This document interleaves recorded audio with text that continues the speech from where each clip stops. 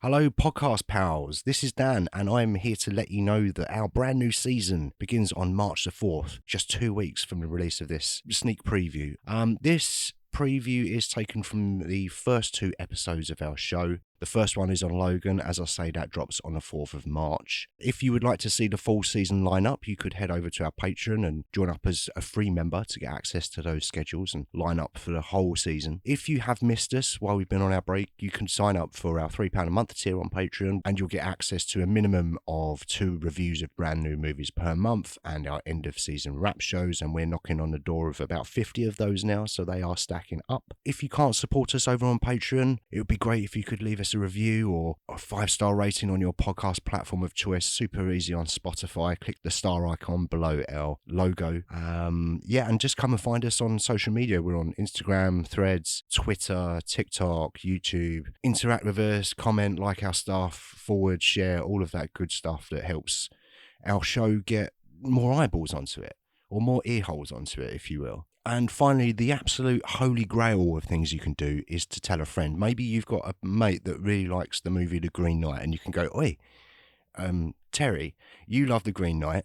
Shoot the Hostage did a really good episode on The Green Knight, and I think you should listen to it." And then maybe Terry can tell his mate, and, so on and so forth. I'm not going to take up any more of your time now. I'm going to hand you over to Sarah and I for a preview of the first 2 shows from our neo-western season, as I say, starting on the 4th of March. So hopefully we'll see you then.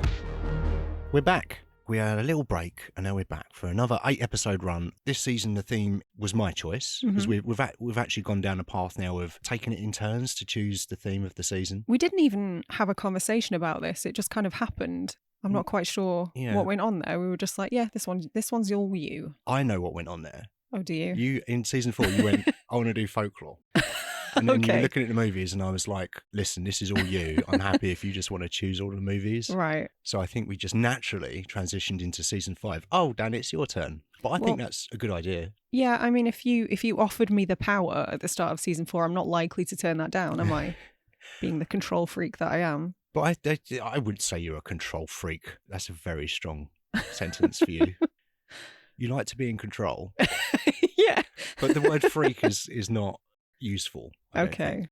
Unless That's definitely a discussion for another day. Well, unless you're using it in an Alex Winter kind of way. Oh, always. So my turn. So I've gone for neo-western. Mm-hmm.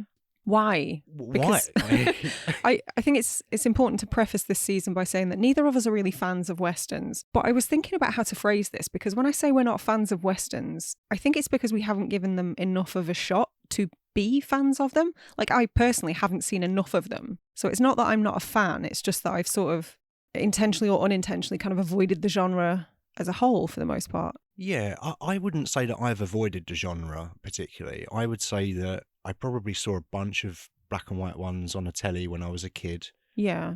And it's not a genre that's ever really appealed to me hugely. Mm-hmm. However, I am a huge fan of action films. Yeah. And there are so many tropes that are influenced in action movies by the Western genre. Oh, there's a big crossover, yeah. Yeah, there's a huge crossover. So, yeah, I wouldn't say I've been avoiding them. There are a few Westerns that are on my radar to watch as part of research for this season, actually. Mm-hmm. But I didn't want to just do Western. And I sort of thought of a movie that I wanted to cover. And I'm not going to say what that movie is because we announce our schedules on Patreon. Oh, cryptic. But there was a movie, and I know that it was originally conceived as a Western, so that's how I'm going to justify that one. Right, okay. It ended up being totally not a Western, but you can see the kind of the threads in there. All right, well, this is a really good place to sort of ask you then, what is neo-Western? What defines a neo-Western? Okay, well, while I was choosing the lineup for this season, I was looking at various films. We both were looking at various films, and we were trying to figure out, well, is this a neo-Western? Yeah. So I did go on to Wikipedia, and I got this definition. It said contemporary Western. They call it contemporary Western. Right, so okay. I think those two terms are interchangeable. Contemporary Western is a subgenre of the Western genre that includes contemporary settings and uses Old West themes, archetypes, and motifs, such as a rebellious anti-hero, open plains and desert landscapes, or gunfights. And okay. I've written down Wikipedia. I don't think Wikipedia ended that sentence with Wikipedia. Do they end all sentences with Wikipedia? Love from Wikipedia. Yours faithfully.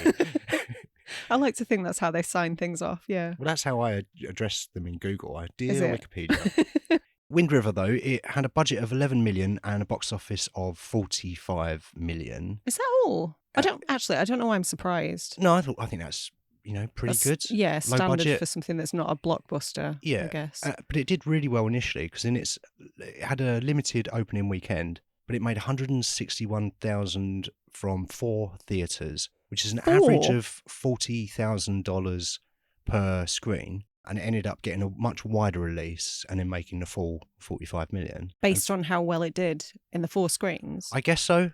It had a sort of a limited release and they thought, oh, this is doing quite well. Let's give it a wider release. Oh, good. It's got an average rating on Letterboxd of 3.8 and an average rating on IMDb of 7.7. I've got a synopsis here. You ready for that? Sure. Nothing is harder to track than the truth. An FBI agent teams up with the town's veteran game tracker to investigate a murder that occurred on a Native American reservation. It was written and directed by Taylor Sheridan, as we said, who wrote Sicario, Hell or High Water, and was in Sons of Anarchy. Yeah. Was an actor. He was an actor, yes. So you probably know him mostly from... Well, no, not mostly, but you probably saw him first from in Sons of Anarchy, right? Did he play a policeman? Yes, or some sort of sheriff. Mm. And I didn't know who the fuck he was, didn't know what his name was. And it wasn't until I think I saw Hell or High Water, did a bit of digging, and recognised his face and put 2 and 2 together. So I didn't know he was quite a talented screenwriter and filmmaker. Yeah.